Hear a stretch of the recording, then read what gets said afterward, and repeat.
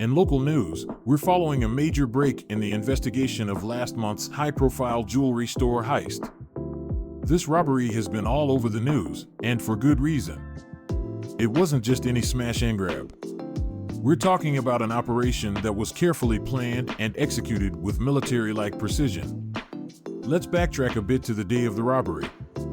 It was a regular weekday afternoon when two suspects entered a high-end jewelry store downtown. Within minutes, they had disarmed the security, disabled the cameras, and made off with over $3 million worth of diamonds, watches, and other luxury items. What's remarkable is that they didn't leave a single trace behind. The police were left scrambling for leads, and it wasn't until recently that they caught a break. So how did law enforcement crack the case? It turns out the suspects made a critical mistake. In their rush to escape, they left behind a piece of high-tech equipment used to jam the store's security systems. Forensics teams were able to trace this device back to a supplier who had sold similar equipment to known criminals in the area.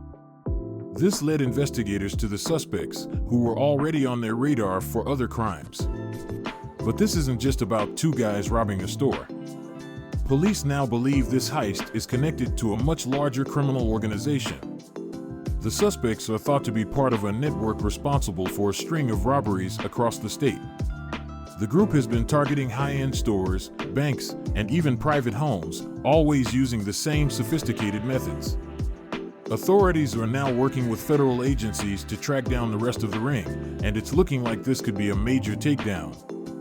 So, what does this mean for our community? Well, there's a huge sigh of relief that these criminals are off the streets.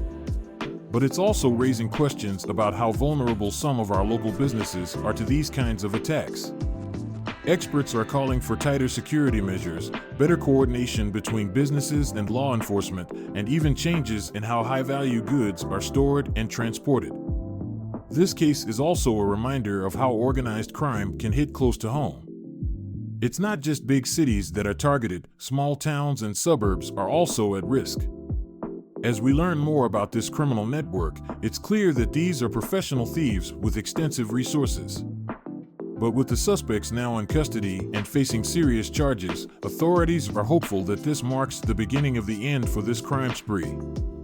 We'll be following this case closely and bringing you all the latest updates as the investigation continues.